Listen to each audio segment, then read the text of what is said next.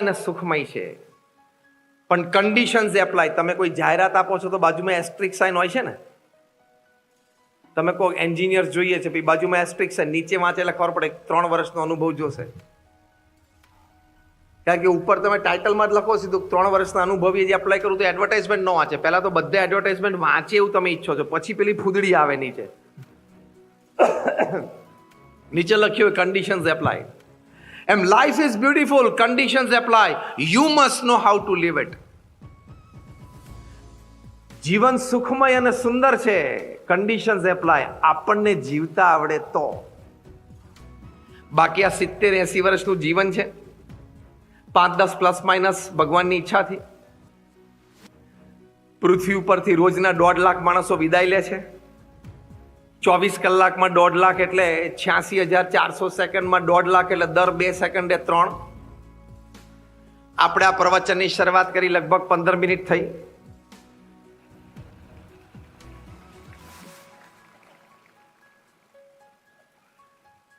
Fifteen 6 19 900 second થઈ. 1200 જણા પૃથ્વી પરથી જતા રહ્યા.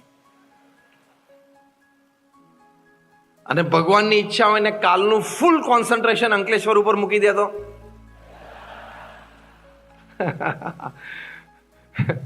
ફૂલ પિકઅપ અંકલેશ્વરમાંથી રાખે તો આપણાથી કાંઈ થઈ શકે એમ છે? હા કે ના? Before that moment comes, make your life beautiful. એક ક્ષણ આવી જાય એ પહેલા જીવન જીવી લેવું. બીજું બધું ઓછું વધતું થયું કે ના થયું, આપણે આપણી મરણ પથારીએ હોય ત્યારે છાતી ઉપર હાથ મૂકીને એટલું તો કહી શકવા જોઈએ ને પોતાની જાતને, yes I lived my life, હું મારું જીવન જીવ્યો. એટલો તો સંતોષ થવો જોઈએ કે નહીં? એ સંતોષ ના થયો તો પછી મન એમ કે ધક્કો ખાધો. શું કે? ભલે અંકલેશ્વરમાં 2 કારખાના ચલાયા તો ધક્કા જેવું થઈ જાય. તો લાઈફ ઇઝ બ્યુટીફુલમાં પ્રથમ અગત્યની વાત છે વિચારોની સ્પષ્ટતા, વિચારોની સ્વચ્છતા, વિચારોની દ્રઢતા, વિચારોની કાયમિતતા, એટલે કે શાશ્વતતા. સ્પષ્ટતા, સ્વચ્છતા અને શાશ્વતતા આ વિચારોની જોઈએ જ. અંગ્રેજીમાં એક કહેવત છે, man at the end of the day is a bundle of his own thoughts. સાંજ પડે તમે માણસ કેવો બની જાય? આખા દિવસ જે વિચાર કર્યો એ બની જાય. And at the end of the day, at the end of his life, he is a bundle of his own thoughts throughout the life. અને જીવનના અંતે આપણે આખા જીવનમાં જેવા વિચાર કર્યા હોય એવા આપણે બની જઈએ. હલકા નબળા વિચારો કરીએ એટલે માણસ હલકો અને નબળો રહે. આપણી પાસે કોઈ સંસાધનો ના હોય, ખિસ્સામાં 1 રૂપિયો ના હોય, 2 માણસનો પણ બજારમાં સહકાર ના હોય, અને 5 પ્રશ્નો માથા ઉપર સવારથી જજુમતા હોય, તોય વિચારો મોટા કરવા એ જન્મસિદ્ધ અધિકાર છે આપણો. વિચારો હંમેશા સબળ રાખવા અને મોટા રાખવા. વિચારો પરિપક્વ થાય, એ ક્રિયામાં પરિવર્તિત થાય, એનો લાભ આપણને મળે. એક ક્ષણ તો જ્યારે આવવાની હશે ત્યારે આવશે.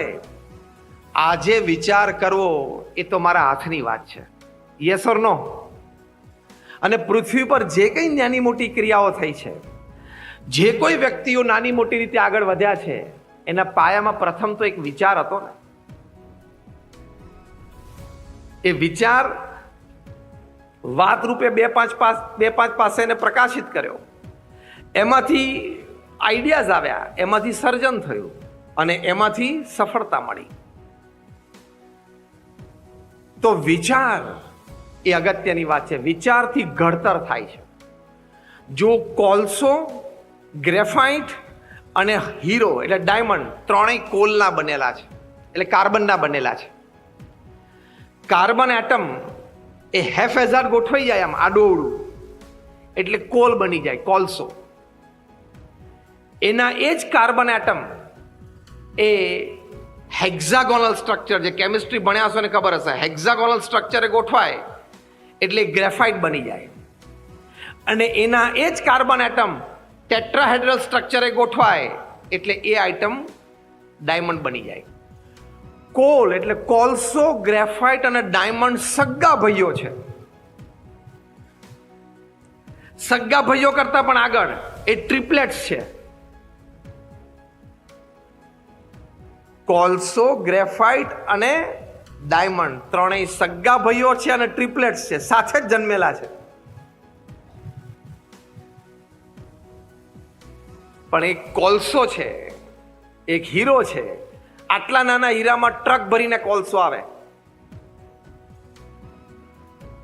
બાકી છે બંને સગા ભાઈઓ, હા, અને જોડવા ભેગા જન્મેલા છે. બંનેના સ્ટ્રક્ચરમાં કાર્બન અને કાર્બન સિવાય કાંઈ નથી. છતાં એકની કિંમત એ વિશ્વ કક્ષાએ બોલાય અને બીજાને ટન બંધમાં રોજ બાળી નાખે.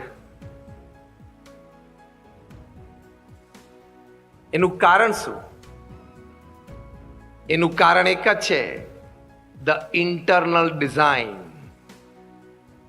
અહીંયા કઈ ડિઝાઇન છે ને એની ઉપર તમારી કિંમત છે. ભગવાને બધાને મનુષ્ય જીવન અને મનુષ્ય દેહ આપ્યું છે. બધાના લોહીનો કલર પણ લાલ જ છે. બધાને વિચારની શક્તિ પણ આપી છે, કાર્યશક્તિ પણ આપી છે. પણ એનો કેવો અને કેટલો ઉપયોગ કરે છે એની પરથી આપણે કાં તો કોલસો બનીએ, કાં તો ગ્રેફાઇટ બનીએ, કાં તો ડાયમંડ બનીએ. Choice is hours. અંગ્રેજીમાં કહેવત છે, make a good choice so you stand a good chance for a great change in your life. Structure કેવી રીતે ગોઠવવું આપણું એ આપણા હાથની વાત છે. અને એ સ્ટ્રક્ચર એટલે વિચારો. જાપાનમાં એક કાર્પ નામની માછલી થાય છે. એને જાપાનીઝ કાર્પ કહે છે, કોઈ એને કોઈ પણ કહે છે. એની એક જબરી વિશેષતા છે. એક કાર્પ માછલી છે, જન્મે તો બહુ જ નાની હોય, અડધા વેઢા જેવડી હોય. પણ જો તમે એને બાથરૂમનું જે આપણું બકેટ હોય છે ને, ટબ બાથરૂમમાં, એમાં તમે એને મૂકી દો તો એના આખા જીવનકાળ દરમિયાન 2 થી 3 ઇંચ મોટી થાય.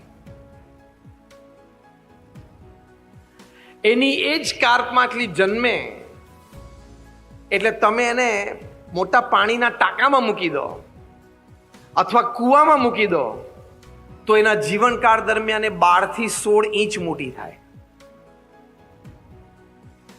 એની એ જ કાર્પ માછલી જન્મે તમે જો એને વિશાળ તળાવમાં મૂકી દો તો એ 3 ફૂટ સુધી મોટી થાય. એની એ જ માછલી છે, એ જ ડીએનએ છે, એ જ જીન્સ છે. પણ એ કયા વાતાવરણને સ્વીકારે છે, એ વાતાવરણમાં લઈને પોતાની માનસિકતા કેવી રીતે ઘડે છે, એ માનસિકતાના આધારે પોતાનો વિકાસ કેટલો મૂલવે છે, એની ઉપર એનો વિકાસ થાય છે. એ માની લે છે કે મારી પાસે આનાથી વધારે તરવાની જગ્યા જ નથી, એવું માની લે છે. એટલે 2 કે 3 જ ઇંચ મોટી થાય છે. વોટર ટેન્કમાં અથવા કૂવામાં મૂકેલી એ કાર્પ માછલીને એમ થાય છે કે આટલું મારું ક્ષેત્ર છે, આટલી મને તરવાની જગ્યા છે, એટલે વળી એ 12 થી 16 ઇંચ મોટી થાય છે. અને જ્યારે વિશાળ તળાવમાં એને મૂકી દે છે ત્યારે એને દૂર દૂર સુધી પાણી દેખાય, જેમ થાય ઓહો હું તો ઘણું તરી શકું છું, એટલે 3 ફૂટની થઈ જાય છે. વિચારોની સ્પષ્ટતામાં પહેલી વાત આ કે હું ઘણું અને લાંબે સુધી તરી શકું છું. This is the first thought process. તમારામાંથી ઘણા બધા એવા હશે કે જ્યારે અહીંયા આવ્યા ત્યારે સામાન્ય પરિસ્થિતિમાં હશો. આજે તમે નાનું મોટું કારખાનું કર્યું, નાનું મોટું ટ્રેડિંગ કરો છો અને તમે પ્રગતિના પંથે છો.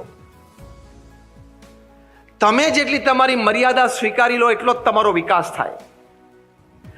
તમે એમ નક્કી કરો કે મારો વિકાસ અમર્યાદ થઈ શકે છે તો અમર્યાદ વિકાસ થાય. ચાયવાળા પણ ભારતના પ્રધાનમંત્રી બની શકે.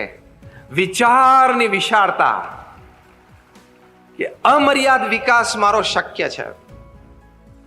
આ વાક્ય મારી સાથે બોલજો, અમર્યાદ વિકાસ મારો શક્ય છે.